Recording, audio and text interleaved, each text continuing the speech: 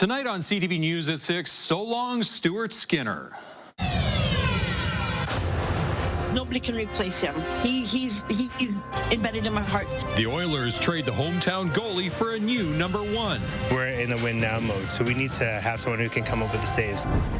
Bus crash. A junior hockey team hits the ditch in northern Alberta. It's one of those files where we count our blessings and, that no one was injured more. And we got a bunch of new things this year. Candy Cane Lane opens for the Christmas season.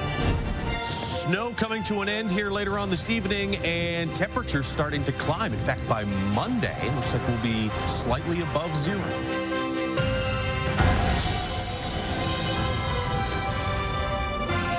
CTV Edmonton, local breaking news with Jeff Hastings. Good evening. The Edmonton Oilers are shaking things up. The team has traded away two local players, Stuart Skinner and Brett Kulak, to the Pittsburgh Penguins. A new goalie is coming to Edmonton. The Oilers GM hopes Tristan Jarry is the team's starting goalie for at least 3 more playoff runs. Evan Kenny joins us now with more. And Evan, what did the Oilers general manager have to say about that today? Jeff, Stan Bowman pointed out Jarry's numbers throughout his career and his salary cap hit as 2 main factors for acquiring the 30-year-old. Skinner had his ups and downs with the Oilers, but his last 5 games had been nearly as good as any 5-game stretch he had with the team. And the Edmonton Oilers improved to 14-11-6. Less than 12 hours after earning a win against the Detroit Red Wings, Stuart Skinner has been shipped out of Edmonton. Brett Kulak and a second-round pick are also heading to Pittsburgh in exchange for goaltender Tristan Jarry and a prospect. If you look at Tristan's track record, he's a very strong performance for a number of years. I think it was really just last season was the only time when he had a stretch where it wasn't at the same level. This season, Jarry has given up fewer goals per game than Skinner. His save percentage is also stronger. It wasn't just about, a couple games here or there. It was about a career sample size. While fans shopping at United Sport and Cycle can now find deals on jerseys, they have mixed emotions. We're in the win now mode, so we need to have someone who can come up with the saves. I'm happy about it. Excited to see him go. I wasn't a huge fan of him. Now I'm kind of sad that he's not on our team anymore. One of his biggest fans, who calls herself Mama Skinner, says she's devastated. I'm going, no, it can't be true. It cannot be true. It just can't. She's been a fan of Skinner since the Oilers drafted him and has met him multiple times. Nobody can replace him. He's embedded in my heart. I'm just completely devastated that he's gone. The Oilers also made a deal for 20-year-old defenseman Spencer Stastny, sending a 3rd-round pick back to Nashville. The Oilers and their new players face off against Toronto tomorrow. While the Oilers traded 2 local players today, Jarry does have an Edmonton tie. He played alongside Oilers forward Curtis Lazar with the Edmonton Oil Kings, winning 2 Western Hockey League championships and a Memorial Cup. Jeff? All right, Evan, thank you. That's Evan Kenny reporting live tonight. A Northern Alberta hockey team is recovering after their charter bus slid into a ditch on a highway. 2 players were flown to hospital with injuries. Nariman Issa is following the story for us tonight. And Nariman, RCMP say this could have ended much differently. Well, Jeff, I spoke to an RCMP officer who says road and weather conditions were poor.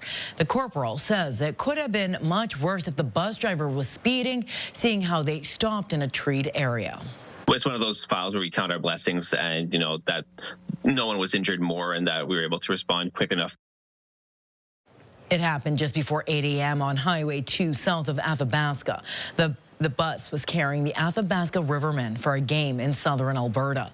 16 passengers and a bus driver were on board. The players are between the ages of 15 to 19. 2 players were taken to hospital in Edmonton for non-life-threatening injuries. Others were treated on scene for bumps and bruises. Corporal Matthew Howell says anytime they get these types of calls, it brings back memories of the 2018 Humboldt bus crash, which killed 16 people and injured 13. That was my first reaction. How many injuries? What's going on?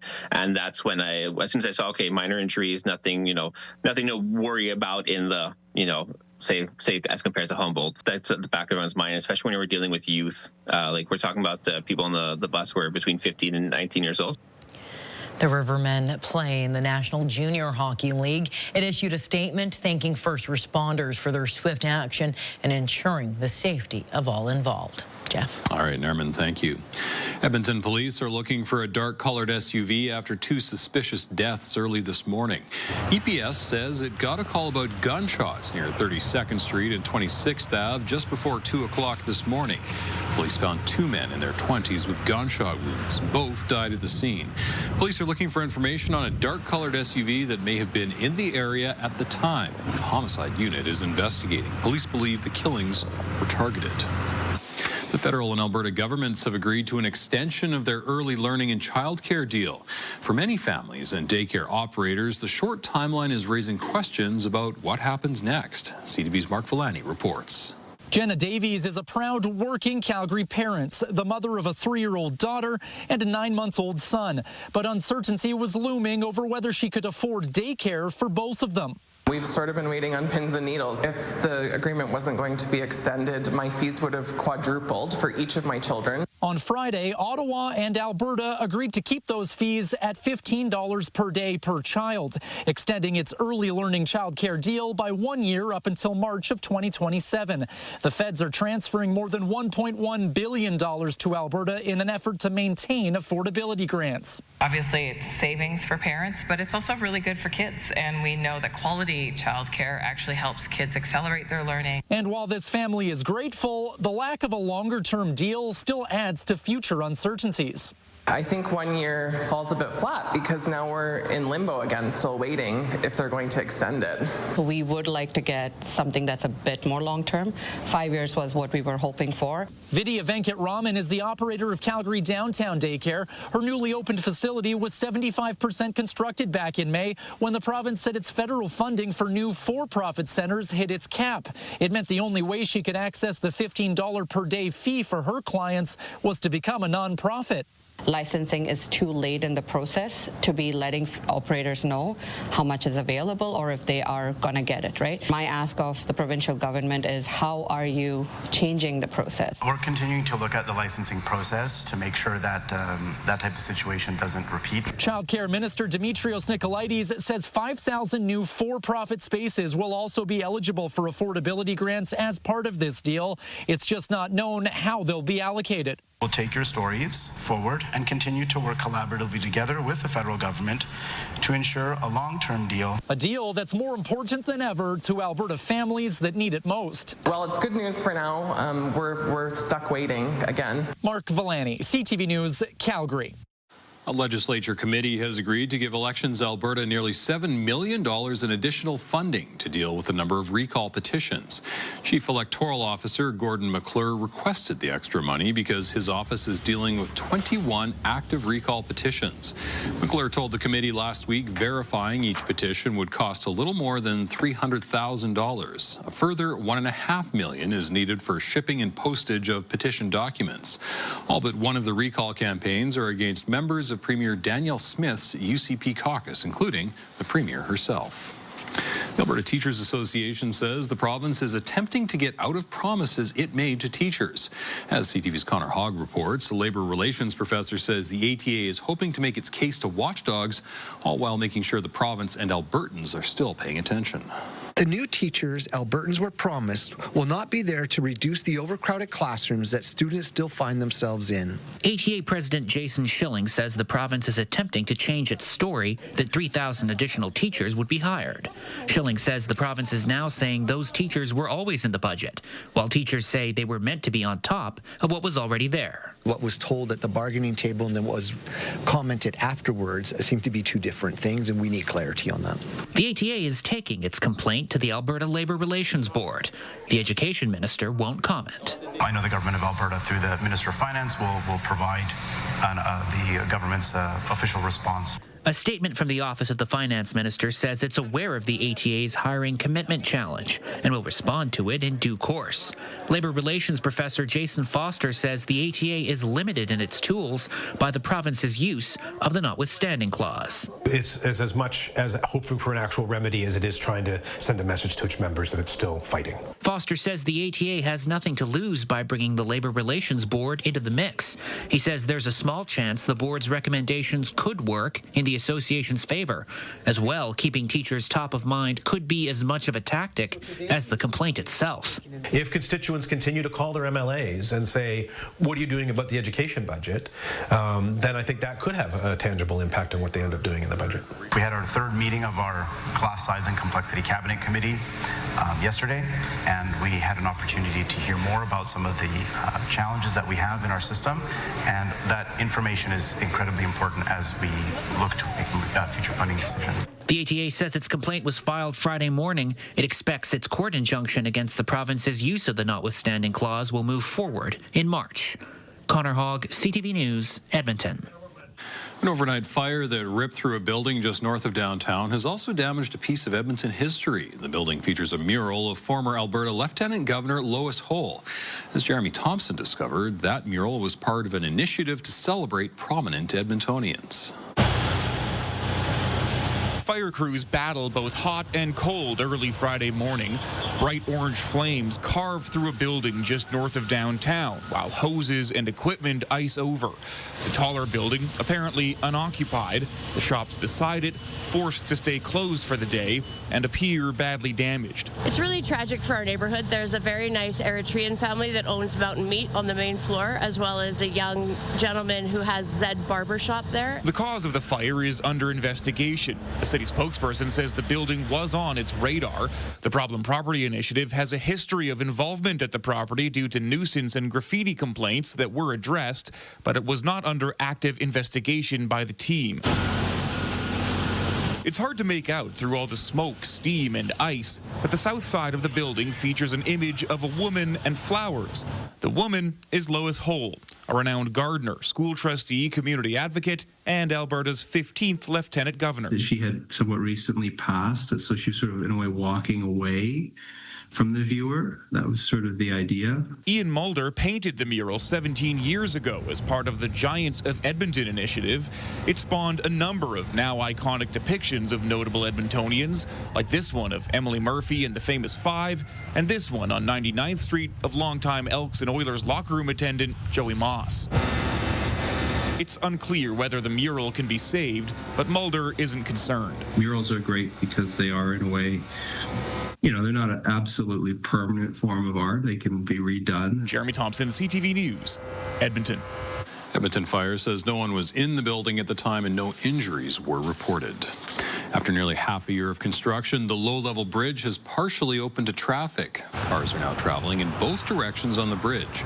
In late July, northbound traffic was diverted to the James McDonald Bridge. Southbound traffic was diverted to the northbound lanes on the low level. The city says construction crews strengthened and replaced some of the steel parts on the southbound bridge. It also cleaned steel truss corrosion. The city says it's now planning for rehabilitation of the northbound part of the bridge. People living on Candy Cane Lane are getting ready to flip the switch on a Christmas tradition. Candy Cane Lane runs along 148th Street between 92nd and 99th Avenues. Since 1968, people in the Crestwood neighborhood have been decorating their homes and inviting people to come and see their holiday displays. You can also book an hour-long sleigh ride online for $25 a passenger. There are some new additions this year as well. We have a whole team of snow sculptors going to be doing 10 sculptures all the way down the lane, various points over the event from tonight until January 2nd. And our theme is Canada this year, so it's all different snow sculptures. Some of them are really big, some of them are a lot smaller. If you take a stroll along Candy Cane Lane, you're encouraged to bring a donation for Edmonton's food bank. Since 1993, the lane has collected more than 600,000 kilograms of food for people in need. I bet it looks great in this snow, Josh. Yeah, snow's been coming down for the last couple of hours, still falling. A little heavier, it looks like, over parts of downtown and southeast Edmonton. We'll show you that on the radar map in a second. Temperatures have been stuck in the minus 20s all day today, so you may as well have some snow to go along with the cold. It's minus 21 south the city, and you can see the wind is a little stronger there, about 15 to 20 kilometers per hour, so wind chill of minus 31 south the city. In the city, really no real significant wind chill, but about minus 25. I think the wind should stay fairly light through the rest of this evening. And then it turns gusty tomorrow. Minus 27 this morning, 14 degrees colder than average. 15 degrees colder than average for the daytime high, though. Minus 20 will end up as the daytime high. I think we're back close to average by Sunday evening. And then, as we said off the top of the newscast, it is now looking very likely that we'll get slightly above zero on Monday. There's the snow falling from around Edmonton all the way south to Calgary along the QE2. You've got pockets of heavier snow, and then some heavy snow as well in southeastern Alberta that has prompted another snowfall warning for areas south of Medicine Hat. There's that band of snow that we were talking about over parts of North Edmonton, downtown, in the southeast corner of the city. Looks like it's letting up a little bit over parts of the west end. The snow's probably not completely done, though, until we get to about 8 or 9 o'clock tonight. There's your wind chill tomorrow morning. Wind doesn't look that bad at about 10 kilometers per hour, but minus 28, all it takes is 10K wind, and feels closer to minus 37. And those temperatures look better tomorrow, back into the mid-minus teens, but because of the gusty wind, it's not going to feel any warmer than the mid-minus 20s through most of the day. Sunday starts to feel noticeably warmer. We'll take a look at that and the rest of the forecast in a minute. Sounds great. Thank you, Josh. Coming up, influenza cases across Alberta double in a week. The Royal Oaks had over 109 patients in their waiting room. Like, this is unheard of. The increase putting a strain on our hospitals. The message doctors have for Albertans also ahead. We want to build another generation of people that really care about animals. From crafting toys to animal profiles, kids getting a look at how a local animal shelter is run. Being brought to you by James H. Brown Injury Lawyers, the heavy hitters of injury law.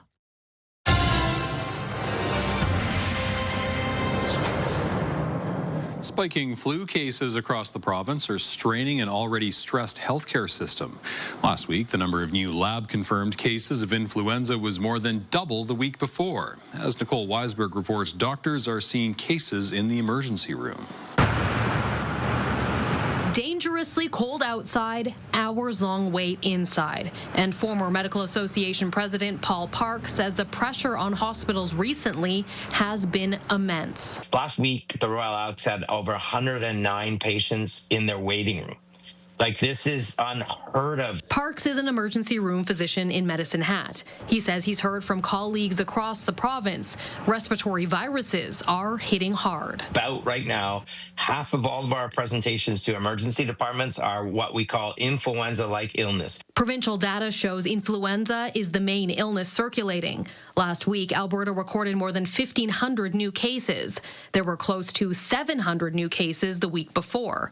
The dominant strain of flu is H3N2. Doctors say that's atypical. When we see more H3N2 circulating, we know those years are going to be more challenging, meaning there's going to be more hospitalizations, there's going to be more cases of severe illness and people seeking care. You can tell pretty soon if somebody's got a really, really bad fever that just won't go down, if they're having trouble breathing, if they've got signs of getting confused, then definitely call 811 for advice, and you may need to call 911. Doctors say while this year's influenza vaccine isn't an exact match to the flu strain circulating, it still protects. Get vaccinated, get vaccinated, get vaccinated. It may be a little less effective, but it'll prevent serious cases that, may require hospitalization. A message doctors hope will get through ahead of holiday gatherings. Nicole Weisberg, CTV News, Edmonton. COVID vaccine coverage in Alberta is just shy of 2% for children under 11 years old. The Alberta Medical Association believes the reduced uptake in COVID shots is because of barriers from the province. That includes the $100 fee and limiting where children can get the shot. The AMA has written a letter to the province outlining why COVID shots should be available to all children for free, not just those with specific pre-existing conditions. In a statement, the province claims the COVID vaccination uptake has dropped in line with the impact of the virus. Kids are getting a chance to explore areas of the Edmonton Humane Society not open to the public. It's a chance for them to learn how a shelter works and the many ways they can help the animals in the community. CTV's Amanda Anderson reports. Hanging hanging out with animals is just one part of a kids camp happening at the Edmonton Humane Society. Really, we want to build another generation of people that really care about animals and know how to care for them properly. They're giving kids a first-hand look at what goes into running the shelter. The kids really enjoy the behind-the-scenes tour and getting to see all the animals. They're not ready for adoption. I think they like having the chance to see them before anybody else can see them. And they also really enjoy visiting with our veterinarians and seeing their surgical suites. It's in this room kids will be put to work, crafting toys for the animals.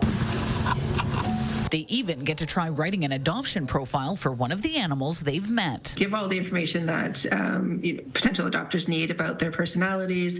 And so it's a really nice way for them to get to see everything that goes on behind the scenes and the opportunities that exist for people that care deeply about animals. EHS runs kids camps throughout the year, but this is the first time they're being offered on a weekend. Because we want to give parents a chance to, if they need to do some holiday shopping without little eyes watching them, they can have some private time and know that their children are in great hands and learning and having a great time. It's geared for kids aged 6 to 12. The cost is $75. Any profits go automatically back into caring for the animals that come through our shelter. Spots are still available for camps being held this weekend and next. Amanda Anderson, CTV News, Edmonton. Still ahead on CTV News at 6, a charitable social club. When we hear from the three charities, the guys vote, pick one of the three. How 100 men are making a difference, $100 at a time. Stay with us.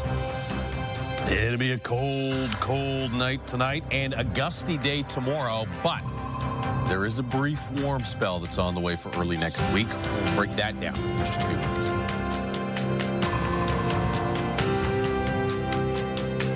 Programming brought to you by Century Casino. 3 great locations: Edmonton, St. Albert, and Century Mile. Programming brought to you by James H. Brown Injury Lawyers, the heavy hitters of injury law. Okay, so we're going to talk today about the wind chill. Is it wind shield or wind chill? Wind chill, that's right. Sometimes people get confused and think it's the wind chill, but it's the wind chill. It's the chill that the wind gives you. Does the wind chill, is it an actual temperature? No. It's just what it feels like because of the wind. So minus 30 for an actual temperature is the same as minus 10, but enough wind to make it feel like minus 30, which means that frostbite would happen just as quickly at minus 30 with no wind as it would at a wind chill of minus 30. So you're looking at 5 to 10 minutes for exposed skin to get frostbite, whether it's wind chill of minus 30 or the actual temperature of minus 30. Does that make sense to you guys? Yeah, so it's not an actual temperature, it's just what it feels like to you when you go outside when the wind blows. These are the grade 5s from smart group of grade 5s out here, weather whiz kids, and you are Weather Watchers brought to you by the Alberta Teachers Association. Strong schools equal a strong Alberta. A group of 100 men in St. Albert has been writing checks for $100 apiece 4 times a year. CTV's Merrick DeCash explains where the money's going. A group of men from St. Albert are spreading some cheer ahead of the holidays. We get together 4 times a year, 100 guys, and we bring in 3 charities that we think could use some help. The 100 men call themselves a charitable social club with a goal to help smaller organizations. When we hear from the 3 charities, the guys vote, pick one of the 3, and they all write a $100 check to the charity, and 100 guys and 100 checks gives the charity $10,000. Making their pitches this time around: Sports Central, neutral ground, and adaptabilities. It would be really nice to increase the operational capacity and efficiency of our bike shop. We're asking for some more powered stands for our volunteers. We have literally 1 part-time employee and about 40 volunteers.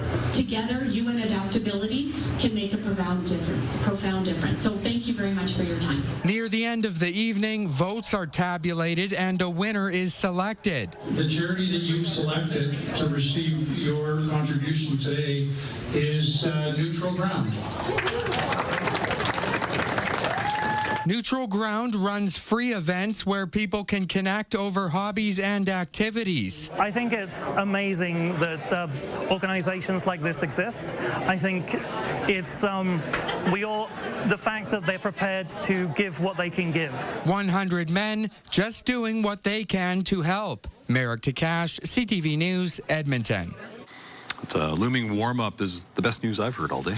Yeah, how about the following deep freeze after that? We'll deal with that later. Ups and downs. We'll focus on the short-term forecast first.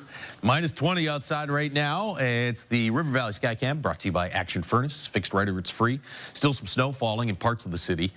Minus 19 to the south in Red Deer for a daytime high today. But look at this, minus 26 in Peace River, minus 28 in Fort McMurray for a daytime high today. Same in Lloydminster. We got to minus 20 for a daytime high here in the city. You have a cold warning in effect for all these areas in pink and a snowfall warning south of Medicine Hat. You could see upwards of 20 centimeters there. Most of this snow should be done by mid-morning tomorrow. Could see 15 to 20 centimeters along the Icefields Parkway. Here in Edmonton, have had a little bit of snow blasting through. Not as heavy as what's coming down south of Calgary and in the southeast corner of the province. And you can see it is kind of breaking down now a little bit. Still over the east end of the city, just off to the north and southeast in the purple zones there, you're dealing with some slightly heavier snow, but this will all come to an end by the time we get to about 8 or 9 o'clock tonight. Cloudy skies through the evening. There might be a few clear breaks through the overnight period, but through the day tomorrow, it's going to be cloudy pretty much all day. There's your push of warm air out of the southwest. That'll have temperatures continuing to climb right through tomorrow night and into Sunday morning, but through the afternoon hours, I think we're in the mid-teens. Snow off to the north and northwest. Could be a couple centimeters worth in through parts of the Peace Country. If you have plans to travel northwest of Edmonton tomorrow afternoon, especially along Highway 43 there up towards Whitecourt, there may be some patchy freezing rain. So make sure you check road conditions before you head out. Sunday, again, most of this snow, if not all of it, will be north of the Edmonton area. That could be a couple centimeters worth. There's a slight chance for some flurries or some light snow midday or early afternoon on Sunday. So both late day tomorrow and midday Sunday could see some flurries, but no real heavy snow expected for the Edmonton area. Minus 29, Fort McMurray right now. It's minus 26 in Grand Prairie, minus 20 and minus 19 in Edmonton and Red Deer, already approaching minus 30 in the Lloydminster area. There's your wind. Stays light through this evening and overnight tonight, right across most of the province. By midday tomorrow, though, starts to get gusty. And you can see right through the afternoon, you have gusts in the 30 to 40 kilometer per hour range, sustained wind about 15 to 25 kilometers per hour. And so wind chill here in Edmonton is going to be in the mid-minus 20s right through the afternoon, despite the fact that temperatures get into the mid-teens. In northeastern Alberta, I think you're in the minus 30 range for wind chill pretty much all day tomorrow. So it'll be a cold start, but at least the wind will be down in the morning, and then gusty, cloudy, and temperatures slowly climbing through the afternoon. Still going to feel cold tomorrow. It's Sunday that it noticeably gets a whole lot better, and then Monday up to +2. But watch what happens after Monday.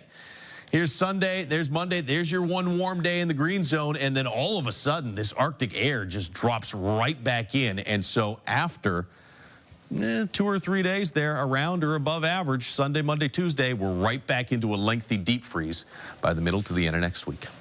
Thank you, Josh. Coming up, a Conservative defection pushes Mark Carney's Liberals to the verge of a majority government. To our newest member of the Liberal Party, Michael Ma.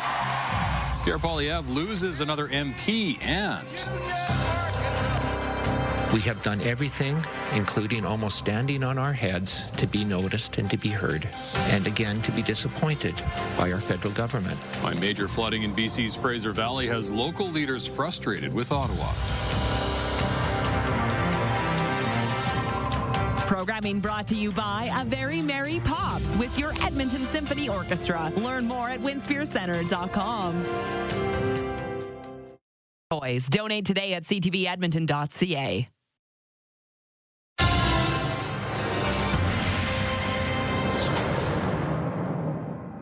The Liberal Party is on the brink of a majority government after another MP crossed the floor. It's a blow to the opposition and leader Pierre Poilievre ahead of next month's leadership review. CTV's Judy Trin is following the latest reaction today in Ottawa. To our newest member of the Liberal Party, Michael Ma. Plans for Michael Ma's defection were completed just a few hours before the Prime Minister announced it. Sources say the stealthy move was initiated by Natural Resources Minister Tim Hodgson, who represents a neighbouring riding. Wow, such a big welcome. Thank you. Few saw it coming. Ma was dancing at the Conservative Christmas party a day earlier. He even posed with Pierre Poilievre for photos. On X, his secret Santa, Conservative MP Kurt Holman, says he gave Ma an Amazon Fire Stick and wants it back. Poilievre says Ma is letting down the people who elected him to fight for an affordable future and will have to answer to them. Ma was elected this past April in Markham Unionville. In the riding, nearly 60% of residents are from China or South Asia. Regional Councillor Joe Lee campaigned for Ma. He says many constituents support Carney's recent moves to improve relations with China and India. By and large, they think the Prime Minister make a good move. This follows Chris D'Entremont's floor crossing in November. The Carney government is now at 171 seats, just one away from a majority, and are open to courting others. They realize, like we do, that we're in a trade war and that serious solutions are required. And they are required every day to go through this charade of obstruction. That is a soul-destroying experience for many Conservative members of Parliament. In the new year, there could be as many as 4 by-elections, and they're not all safe Liberal seats. As for Pierre Poilievre, he'll have to answer questions about the defections when his leadership comes up for review in January. Judy Trin, CTV News, Ottawa. BC is once again dealing with major flooding in the Fraser Valley. Torrential rain and overflow from a river in Washington state have forced evacuations, flooded farmers' fields, and closed some schools and highways. CTV's Andrew Johnson is in Abbotsford with more. And scary, it's just scary how fast it was. John Rains was part of the traffic control crew on the Trans-Canada Highway when the flood situation accelerated from 0 to 100. Man, it must have been 35 minutes before it went from like nothing on the highway to the highway was gone. It was crazy. Police worked fast and got thousands of vehicles off the road safely, except for one driver they say didn't listen and had to be rescued by boat. That individual decided to go around a road closure sign and entered into a flooded area. He had to be rescued off the roof of his car. The water from the overflowing Nooksack River in Washington state that has left homes and farms underwater is expected to peak sometime today. Close to 500 properties are under evacuation order, with many more on alert. A lot of people just have PTSD right now. Some farmers rushed livestock out of their barns. Others, told to evacuate, say leaving isn't an option. We got to keep going here. We're going to stick around. He's got to feed cows, milk cows, so...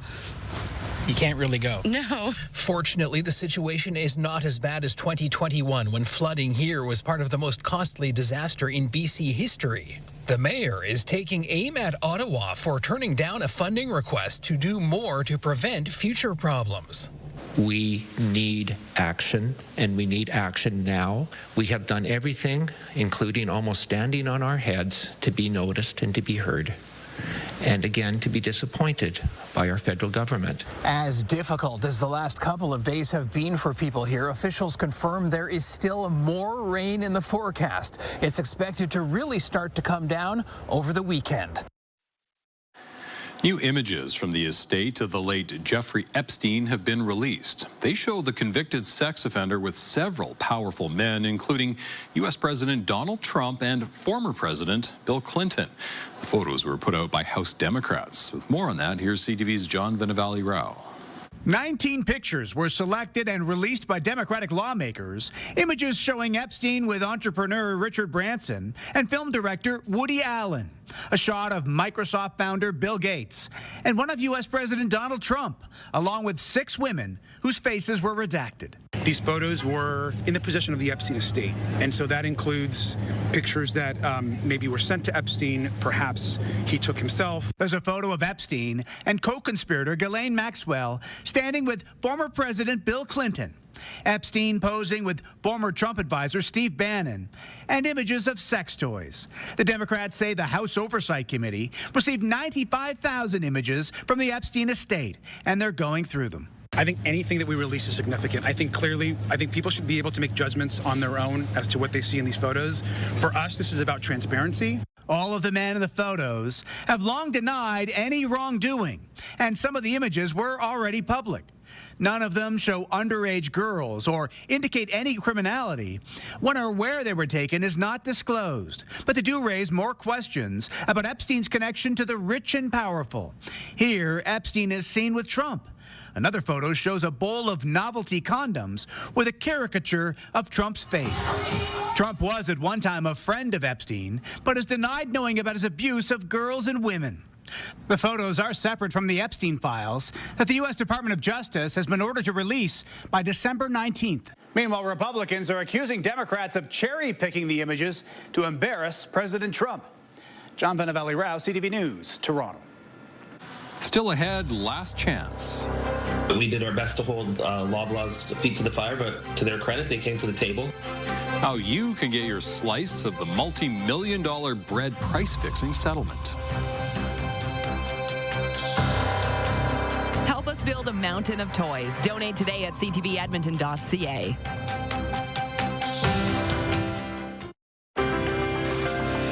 Looking at the markets, the Canadian dollar closing near 72 cents U.S. Oil was down 16 cents, closing today at $57.44 U.S. a barrel.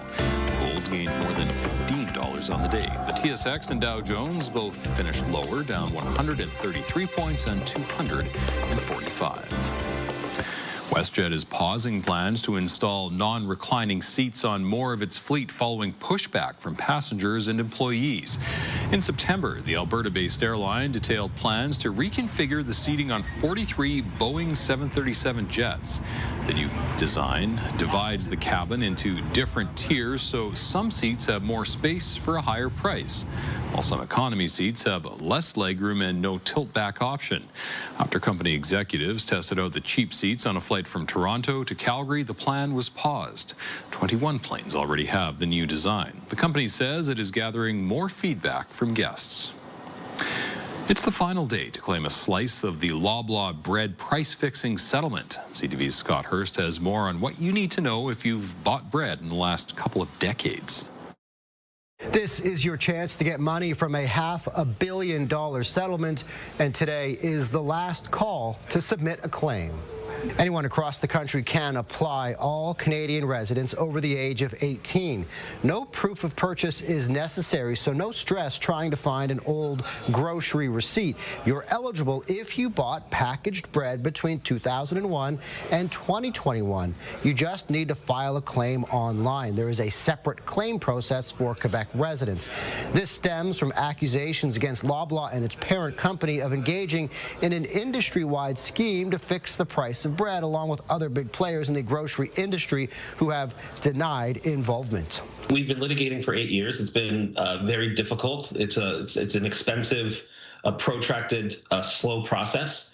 But we did our best to hold Loblaw's feet to the fire, but to their credit, they came to the table. But the most important thing, in addition to the money, the other really important feature is that we're going to be getting information from Loblaws in Q1 next year, which we hope will, let's just say, bolster our cases against the other alleged co-conspirators. Payments will be made by Interac e-transfer or by check. If requested, you'll likely see that money within 6 to 12 months.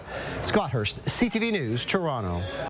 A popular bakery in south central Edmonton that went up for sale this summer has sold. Hazeldean Bakery owner Lucy Liu is retiring at the end of the month. The bakery has been a part of the Hazeldean strip mall for 50 years. Liu took over ownership 15 years ago. The sign on the door says the business would close on Christmas Eve. Yeah, I just want to move to the BC with my family, so this is why I choose to sell the business. I've lived in the neighborhood for 38 years, and I've been coming to this bakery every week. The owners of the Hazeldean Bakery will take over after Christmas. Hope Mission hosted a Christmas banquet for its clients this afternoon. An estimated 800 people attended. For the first time, Hope Mission had to offer 3 different meal times. Organizers say that speaks to the high demand it's seeing. It really does seem like it's going up every year, the need for meals, the need for shelters, the need for other sorts of wraparound supports. For example, this week we're seeing close to 1,200 people staying at our shelters overnight, which is not quite record high, but it's awfully close. Hope Mission will host 2 more Christmas banquets before the holidays. Canada's national women's hockey team is looking for redemption after Wednesday's historic loss to Team USA. Wednesday night, the national women gave up 10 goals. That's the most ever scored against Team Canada by the U.S. Canada's head coach says with a squad full of veterans taking accountability for what went wrong will help them reset for their upcoming rematch. Just not enough compete, structurally we looked like we broke down everywhere. And then the credit goes to U.S. obviously for forcing us into some of those situations, but obviously a win after our last 3 games would be well received. Canada has lost 3 straight games to the U.S. in their ongoing rivalry series. The 4th and final game is tomorrow night at Rogers Place. Still ahead, making the most out of a mountain of snow. I love snow. I've never seen this much snow on my front lawn in all the years I've been doing this. The latest snow sculpture from this Ontario retiree. We've got another great night of entertainment coming up right here on CTV, starting at 7 with E-Talk.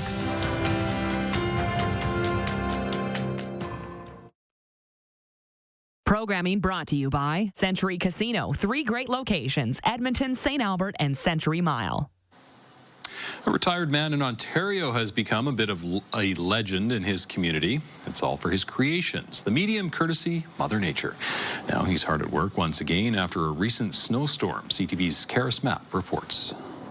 While some people may be groaning about Wednesday's dump of wintry weather, Matt Morris is thriving. I love snow. I've never seen this much snow on my front lawn in all the years I've been doing this, and this is just a wonderful joy to be out here this early in the season. The Waterloo retiree first began carving and sculpting snow 14 years ago after a statue caught his eye while visiting a museum with his wife. We turned the corner and saw one of the gigantic Easter Island moais from the island of Rapa Nui is the correct name, and I looked at it and I had a moment. I said, Lorna, we should go home and make one of these on the lawn next winter. And so we did. Since then, he sculpted movie characters, athletes, and even iconic landmarks. Yeah, I get my ideas from kids walking by on the way to school or through social media, whatever seems to be popular, or whatever moves me as I come out. One of his biggest inspirations also happens to be his personal helper. I was really young. I remember, I just vaguely remember just randomly carving away at piles of snow. Wednesday's creation is Morris's rendition of Old Man Winter. I made a maquette, it's called, and this is just about $5 of plasticine from the craft store. And if I'm watching TV, I'll be messing away to try and figure out how to make it. And the reason I have this is so I can hold it up, and then that way I can get all the angles right when I start to actually carve on the bank. Matt Morris is a bit of a seasonal celebrity in the area and says one of his favorite parts of making the creations is the community engagement. Even while we were interviewing him today, the sculpture got the attention of a driver who pulled over to check it out. Hello. Wow, it's so beautiful. I couldn't just pass by. Thank you very much. Yeah. I've seen people doing the sculptures from the snow, but to see it in real life, it's so fascinating. I really appreciate talented people who can really share their talent with the society. Amazing work that's getting random, but always rewarding recognition. Karis Mapp, CTV News, Waterloo. Is that what you're going to do this weekend? Too cold. Yeah. Maybe Sunday, later on, as it warms up. Minus 28 tomorrow morning, minus 14 tomorrow afternoon, which sounds a lot better than today. It's still going to feel in the minus 20s with the wind. Wind to be 20 gusting to 30 kilometers per hour tomorrow. Minus 8 Sunday. That's going to feel a whole lot nicer. And then briefly, we're above 0 on Monday. Get to about +2 Monday. Minus 5 Tuesday, that's not bad. We'll get some more snow Tuesday, and then right back into the deep freeze starting Wednesday and into the minus 20s for the end of next week. All right, looking forward to Monday. Thanks, Josh, and thanks for sharing your time with us. Have a great weekend, everyone.